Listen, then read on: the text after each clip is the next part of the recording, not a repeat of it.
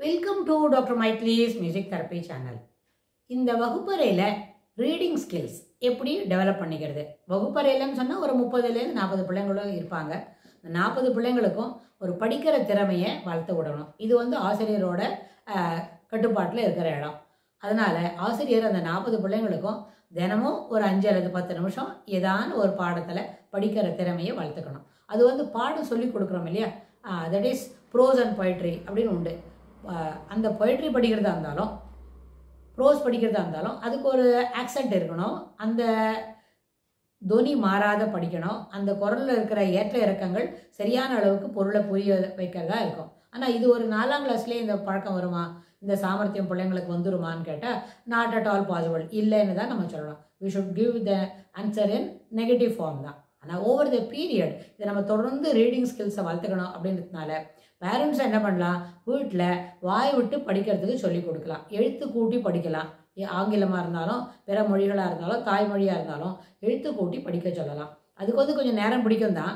புத்தகத்தை எடுத்து வச்சினோடனே வேகமாக ஹோம்ஒர்க் முடிச்சுட்டு தூக்கி போட்டுட்டு விளையாட போகலாம் அப்படின்றது எண்ணம் பிள்ளைங்களுக்கும் இருக்கிறது சரியில்லை.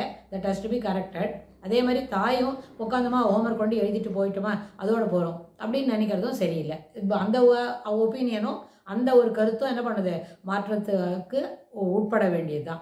மாற்றினாதான். ஏன்னு சொன்னால் புத்தகத்துக்கு முன்னாடி உட்காண்டா முதல்ல நேரம் கடத்தாலும் நேரம் இது கடத்தி செல்லும், படிச்சுட்டே இருந்தால் நாழி ஆகிடும் அப்படின்னு சொன்னால் நேரம் ஆகுமானாலும் தொடர்ந்து ஒரு 10 அல்லது 15 நிமிஷம் என்ன வேணுமோ அந்த பாடத்தை நம்ம ஒரு தடவை பார்த்து படிச்சுட்டா அதை சொல்லி கொடுக்கணும். படிக்கிறது அத்தியாவசியம். பார்த்து படிக்கணும், பார்க்காம சொல்லணும், பார்க்காம எழுதணும். இது 3 ஒரு இன்டர் ரிலேட்டட் ஒர்க்கு. பார்த்து படிக்கிறதுக்கு நேரம் எடுக்கும். முதல்ல என்ன பண்ணணும், வரிசையாக அந்தந்த லைன் மாறாத படிக்க தெரியணும். படிக்கிற வார்த்தைக்கு பொருள் சொல்லி கொடுக்கணும். பக்கத்தில் இருந்து பாடத்தை நம்மளே நடத்தி கொடுக்கறது ரொம்ப அத்தியாவசியம். ஏன்னா ஒரு தாய் செய்யக்கூடிய வேலையை பாக்கி யார் செய்தோ அதை ஃபுல்ஃபில் பண்ண முடியாது.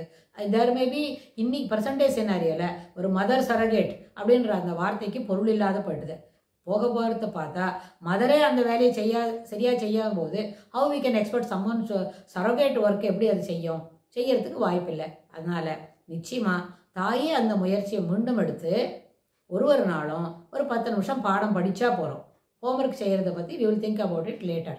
அதனால் நிறைய நேரம் படிக்கிறதுக்காக செலவு பண்ணால் அதில் கிடைக்கிற ஒரு பெனிஃபிட்டு அதுக்கு என்ன பண்ண முடியாது, நோபடி கேன் ப்ரிவென்ட் இட். அது எல்லாமே நம்மளுக்கு நிச்சயமாக வந்து சேரும். அப்படி வந்து சேருறது அப்படின்னா என்ன, reading skills had to be developed slowly and steadily.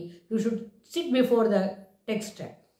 என்ன பண்ண, ப்ரோஸ் முன்னாடி உட்காந்து கிளாஸ் ரூமில் எப்படி படிக்கிறோமோ அதுபோல் தினமும் அந்த புத்தகத்தில் இருக்கிற செய்தியை பார்த்து படிக்கணும். அப்படி பார்த்து படிக்கிற பழக்கம் வந்ததுன்னா அதுவே ஒரு ரீடிங் ஸ்கில்ஸ் டெவலப் பண்ணிட்டா ஓல்டேஜில் இருக்கிறவங்களுக்கு நம்ம சப்போர்ட் பண்ணலாம், நம்மளே நம்ம சப்போர்ட் பண்ணிக்கலாம்.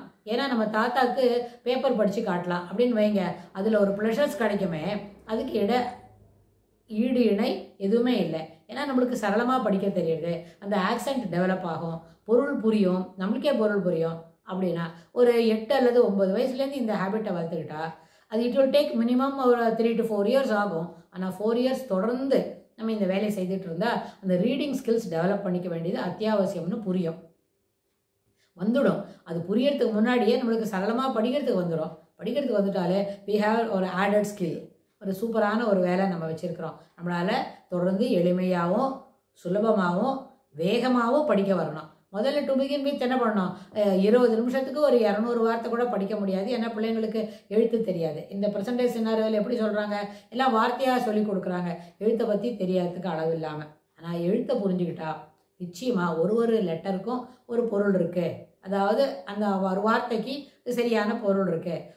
அதை தொடர்ந்து வாசிக்கிறோம். நம்மளுக்கு ஏற்கனவே தெரிஞ்சுதான் இருந்துன்னு வைங்க, மனப்பாடமே பண்ணிட்டோம், ஆனால் அந்த எழுத்தை பற்றி தெரியாது அப்படின்னா அப்போ அது பசங்களுக்கு எழுதுறதுக்கு ஒரு தன்னம்பிக்கையை வளர்க்காது. நிறைய மிஸ்டேக்ஸ் வந்துடுமோ அப்படின்னு தோணும். பார்த்து எழுதணும், பார்த்து படிக்கணும், சொல்லி பார்க்கணும், பார்க்காத சொல்லணும், பார்த்து சொல்லணும், ரெண்டுமே இருக்கும். இப்போ பார்த்து சொல்கிறதும் படிக்கிறதும் ஒன்று தான் அப்படின்னு புரியும். அதனால் ரீடிங் ஸ்கில்ஸ் டெவலப் பண்ணிக்க வேண்டியது அத்தியாவசியம் எல்லா பிள்ளைங்களுக்கும். அது ஒரு 12வது வகுப்பில் வந்த பிறகு கூட வேகமாக படித்தாலே படிக்கிற செய்தி மனசில் நிறுத்தும். ஏன்னா மேல் வகுப்புக்கு போகும்பொழுது அதிகமான அளவில் படிக்கணும், படித்தாதான் நம்ம மனசில் நிற்கும். அப்படி தப்பாக படிக்கிறத காட்டிலும் சரியாக படிக்கிறோமான்னு சொன்னால் இப்போ கரெக்ஷன் ஏர்லி ஸ்டேஜஸில், அதாவது 4ஆம் வகுப்பு அந்த மாதிரி வரும்போது ஒரு 9, 10 வயசுக்குள்ளே படிக்கும்பொழுது கரெக்ஷன்ஸ் வந்து ஏற்புடையது. அதுக்கும் தாண்டி படிக்கும்பொழுது கரெக்ஷன்ஸ் வரக்கூடாது. பிழை இல்லாமல், தவறு இல்லாமல் படிக்கணும். பிழைன்னு சொன்னால் எழுத்தே தெரியாத இருக்கிறது பிழை, வார்த்தையை மாற்றி வாசிக்கிறது தவறு. ஸோ அந்த பிழையும் தவறும் இல்லாமல் படிக்கிறதுக்கு பிள்ளைங்களை நம்ம தயார் பண்ண வேண்டியது அது நம்மளோட பெரியவங்களோட கடமை. அது வகுப்பாசிரியர் செய்தாலும் சரி, வீட்டில் இருக்கிற தாய் தகப்பன் செய்தாலும் சரி. ஏன்னா பார்த்து படிக்க வேண்டியது அத்தியாவசியம் அப்படின்றத பிள்ளைங்களுக்கு புரிய வைக்கணும். அதனால் படிக்கிறதுக்கு சிறப்பான ஒரு பழக்கத்தை வளர்த்துக்க வேண்டியது அத்தியாவசியம்னு சொல்லி இந்த பதிவை நம்ம நிறைவு செய்கிறோம். தொடர்புடைய செய்திகளை வரப்போகிற பகுதிகளிலும் பார்க்கலாம். தேங்க்ஸ் ஃபார் வாட்சிங்.